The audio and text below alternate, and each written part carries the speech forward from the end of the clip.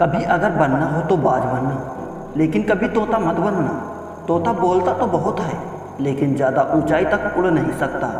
बाज बोलता बहुत कम है, लेकिन सबसे ऊंचाई पर उड़ता है और बाकी पक्षियों का राजा होता है एक बाज। आज मैं आपको 5 ऐसे टिप्स बताऊंगा जो कि हर एक इंसान को बाज से सीखनी चाहिए और लाइफ की बहुत बड़ी लर्निंग है इन 5 पॉइंटों में। नंबर 1, बाज की तरह अकेला चलना सीखो। बाज अकेला उड़ता है और बाकी पक्षियों के मुकाबले सबसे ऊंचाई पर उड़ता है। बाज अकेला उड़ेगा, लेकिन कभी चिड़िया और छोटे पक्षियों के साथ नहीं उड़ेगा। बाज हमेशा या तो बाज के साथ उड़ता है या फिर अकेला उड़ता है। इससे हमें ये सीख मिलती है कि छोटे सोच वालों से हमेशा दूर रहें और अकेले रहो, क्योंकि यही वो समय है जब खुद को जानने का असली मौका मिलता है। नंबर 2, बाज की तरह अपने लक्ष्य पर ध्यान दो। बाज का विजन बहुत ज़्यादा क्लियर होता है और बहुत ज़्यादा स्ट्रांग होता है। बाज अपने शिकार को 5 किलोमीटर दूर से ही देख लेता है और जब एक बार उससे अपना लक्ष्य दिख जाता है तो फिर उसके बाद रास्ते में चाहे कितनी भी मुश्किलें क्यों ना आए, वो अपने लक्ष्य को हासिल करके ही दम लेता है। इससे भी एक बड़ी सीख मिलती है कि अपना विजन क्लियर रखो और उसे हासिल करने में फिर चाहे कितनी भी मुश्किलें क्यों ना आए, पीछे मत हटो उस बाज की तरह। पॉइंट नंबर 3, बाज कभी भी मरी हुई चीज़ें नहीं खाता। बाज कभी भी मरे हुए जानवरों को नहीं खाता, वह हमेशा जिंदा शिकार करता है।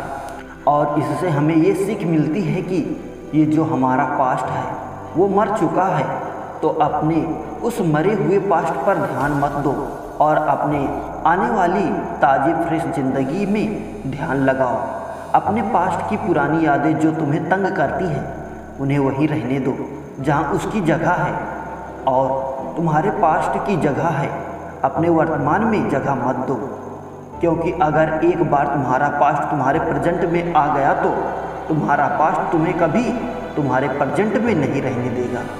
पास्ट में तुम्हारे साथ कितना भी बुरा क्यों ना हुआ हो, वो सब यादें और पास्ट मर चुके हैं। और उस बाज की तरह बनो जो कभी भी मरी हुई चीज़ों को नहीं खाता।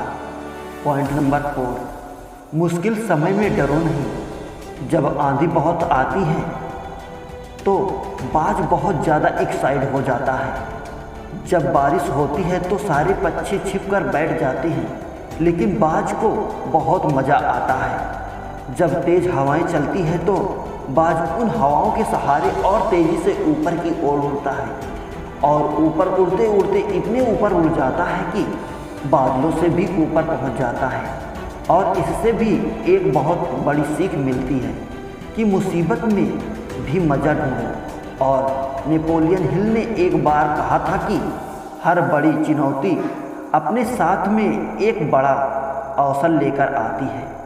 तो उस बाज की तरह तुम भी अपने अवसर को पहचानो, और जिस दिन उस अवसर को पहचान लिया फिर सारी मुश्किलें तुम्हारे नीचे होंगी और तुम उन मुश्किलों के ऊपर होगी।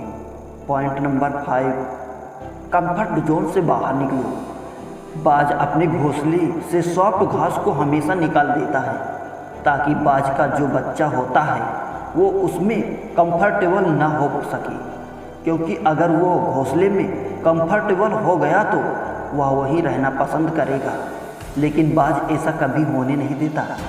बाज एक पक्षी है और उसे भी एक बात पता है कि कंफर्ट जोन में कोई ग्रोथ नहीं होता। लेकिन हम तो इंसान हैं ना, और इंसान होने के बावजूद कई सारे लोग इस बात को समझते ही नहीं हैं। आप जितना ज़्यादा कंफर्ट जोन में रहोगे, आपकी लाइफ आने वाली टाइम में उतनी ही अनकंफर्टेबल हो जाएगी।